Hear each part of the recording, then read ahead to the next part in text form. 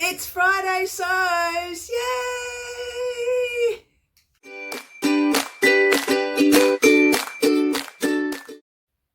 Hello, and welcome to Friday Sews. Today I'm going to talk about the vest that I've finished, which I'm wearing, and a little bit about what else I'm wearing. And I want to talk to you about the craft show I went to and all the interesting things that I saw.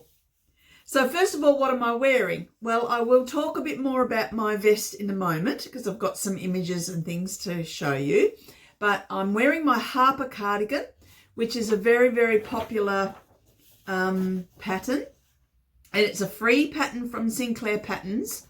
And this is the cover of the booklet that comes with it. It's I made this 2 years ago. And I wear it a lot. It's not really, when it's a really, really cold day, it's not really warm enough, but when the temperature's fluctuating a little bit, it's perfect. So I made it out of cotton French terry, which I got from Spotlight. It only took 1.3 meters and it's the duster length. So it goes down to past my knees. Sorry, I don't have an image for you, but it's the longer length, and it's really it's perfect for over jeans. I particularly wear it over my jeans because it keeps my lower back warm. It's perfect. So it's got great pockets, very easy make, very much a beginner's sew. So if you haven't heard of the Harper cardigan or you haven't had a go at making it yet, I encourage you, have a go. It's a really, really great pattern. And I've made a shortened version as well, which I have mentioned in this in another episode. And so I made a size medium, and I'm generally a size medium. I'm about a 37.5-inch bust, upper bust. So that's what I'm wearing today.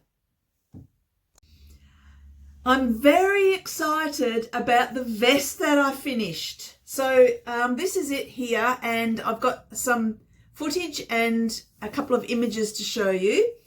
I'll show you the pattern, which we've talked about this pattern before, and it's from the book, the Patents book, which I've given back to the owner. So I've just gone off of this photocopy, which is very tattered now. It's 8-ply. The wool is from Bendigo Woolen Mills, and it's Alpine Tiger Quoll, 8-ply, as I said. I knitted it in the recommended needle size because my gauge is pretty standard. It used 2 of those large balls from Bendigo Woolen Mills, and which is around 400 meters. In fact, a tiny bit more just in the sewing up process. So probably about 405 meters I used, not very much. And the size I knit was size 80 to 85, according to this very old-fashioned pattern. And the way to figure it out from me, I compared it to another pattern that I made a couple of years ago and looked at how many stitches I cast on the band. And this cast on was 111 stitches. Which you don't then increase. You don't then increase when you change from the band to the body.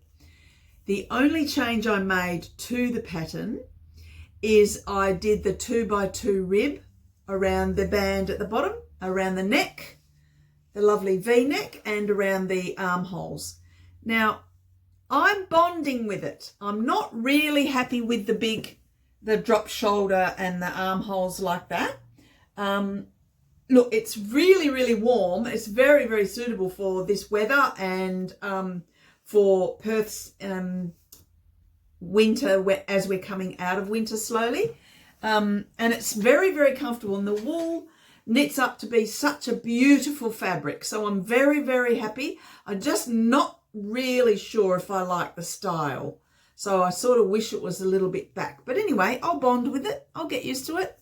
And I'm very happy with the result, and the fabric is just beautiful as it's knitted up. So that's that finished product. Yay! Okay, now I'll show you. One moment, please. I'll just go and get my new project. I have to laugh. This is turning into quite a knitting podcast through the winter. I'm really noticing I'm not doing a lot of sewing, but I am doing a lot of knitting.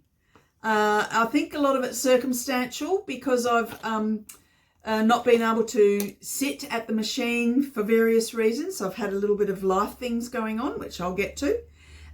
So what I'm doing at the moment in the knitting realm is I'm making a pair of socks. I've actually done a lot. This is one sock. How cool is the self-striping yarn? It started off like this, and it came in a pack. Sorry, I've got other junk. That's what the socks are going to look like, different colour. And so one ball per sock. And so I'm knitting this from the cuff through to the toe. Some of them are toe up. I haven't tried toe up yet.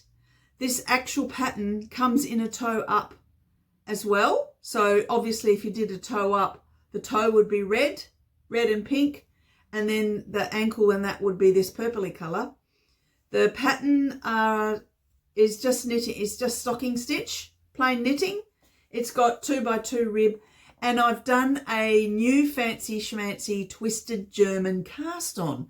So I've taught myself the twisted cast on, the German twisted cast on for the ankle, so that it gives and it doesn't block your circulation on your ankle. So I'm very pleased with that.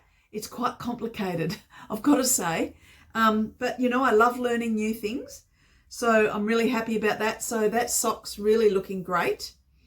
Plus, when I went to the craft show, I didn't want to take the whole sock because I wasn't sure how close I am to doing the toe. And I wanted something easy on the train. So I started the second one. So I've done that much. I did that much when I went to the show, just back and forward on the train and a little bit at night time.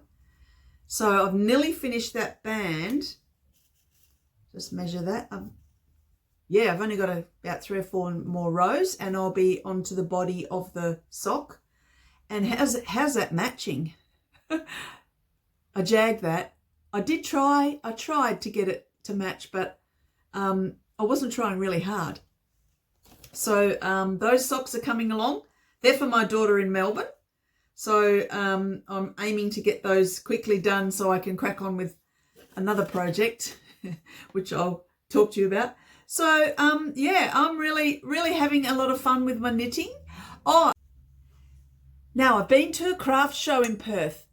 Apparently they're throughout all of Australia at various times. It's called Craft Alive, and it's between the 3rd and 6th of August 2023.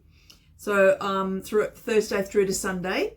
I had such great fun here. I went with my sister, so we tootled along and caught the train, and so there wasn't a lot of things that I'm personally interested in because it was mainly to do with quilting. They had some fantastic quilts there, and I've got some images of some of the awesome quilts. And I've got some things I want to just quickly draw your attention to. I came across this fantastic spinning. So the spinning was very, very interesting. That lady explained to me that actually she's part of the Hand Weavers, Spinners and Dyers Guild of WA. And that tabletop spinner she's using is a Hanson E-spinner. And it's a woolen winder in tiger wood. So it's built out of tiger wood. Don't know what that means. I believe it was purchased from the US. Yeah, it's not a local product. This lady's been spinning for about 7 years. And the main weaver at the guild, another lady, does a lot of teaching as well. And people can learn how to do this style of tabletop spinning. And all they do is hire the loom, and they can go to the classes, but the website explains all of that. So that was about the spinning. So interesting. I loved it. Then we moved along a bit further and there were so many things to look at. We took hours and hours. Another thing we saw was lace making. I think it's also called tatting. This is absolutely glorious as well, and it's the Lace Association. So I've got a bit of footage here to show you on the lace making or the tatting. So that's laid flat on the table, and the people didn't really want their faces and themselves videoed, so I just took it from above. So you can see from above what the activity looks like when they're doing that. So it's very, very delicate work. I believe you have to be very, very patient to do this. And it's it's like a mindful activity, and it's almost like a meditative process. And what comes out at the end is lace. It's absolutely beautiful. So I really admire that. We went along a bit further, and after we'd had a bit of lunch, we came across the WA Miniature Association. Oh my giddy aunt. You should have seen, but those people that came to the Craft Alive, they would have seen, and you might have seen it yourself before, the Miniature Association. This is the WA Miniature Association. And what really struck me was Gulliver. You know the story of Gulliver's travels when he goes to Lilliput with all the really little people, and he's the big huge person. And there's in the footage you'll see there's Gulliver, and he's pinned down by the people of Lilliput. So there was so many lovely, amazing things, and again, such delicate work, so time consuming, and people need to be so patient and so careful with their hands and their handiwork. I really admire that. That was fantastic. We also talked to a lady who runs crocheting escapes, sorry. She runs workshops, she runs retreats, and you'll see a picture of this amazing blanket that she crocheted, and she crocheted this blanket during COVID lockdown, and it was a worldwide crochet along. So that was really beautiful to really admire all that work. I do crochet myself. I've done a lot of crocheting over the years, and that blanket, I absolutely loved it. So then the last place that really caught my eye was the yarn place. So this place was the only place we could find that had any wool or yarn. And this is a completely online West Australian store, and it's called Yarns for All. And they very kindly let me take some footage. So we spent ages there getting some tips and having a look at everything. There was pom-poms for beanies. There was all the different knitting needles and the different sizes, and a lot of it had been sold. I had a great chat to the lady. My sister bought some wool. She bought a project. So yeah, we had such a great day. Absolutely fantastic. And I'm really interested in hearing from those people that have got to that Craft Alive show here in Perth, or any of them in Australia. This Perth one mainly had West Australian presenters or stalls. There were some, we come across a couple that were definitely from South Australia, and I believe there was one or two from the eastern states as well. So it's a great opportunity for locals to showcase their wares, and for associations to present some of their amazing work. Also, then there's also a huge display of all these amazing quilts, and there's judging on the quilts as well. There's also an opportunity to do a viewer's choice on the best quilt that you loved the most. So we did that as well. So, oh, look, we just had such a great time. Came home absolutely exhausted. But those sort of days, they're such fun, aren't they? So yeah, let me know in the comments if you've been to one of those or something like it, and what was the best part of it that you liked.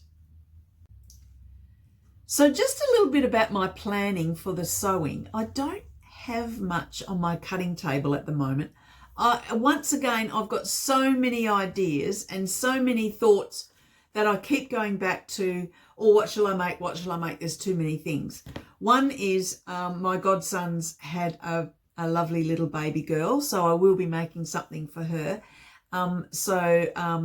It's on with that sort of sewing at the moment and knitting. So that's my plans for the week coming, and that's all I've got for today. So just not a very long video, but really lovely opportunity for me to touch base with you. Thank you for joining me. I really appreciate you taking the time to have a listen and hang out with me. It's always a lot of fun. So until next time, I'm going to say goodbye for now, and you take good care, stay well and stay safe, and happy sewing. Bye.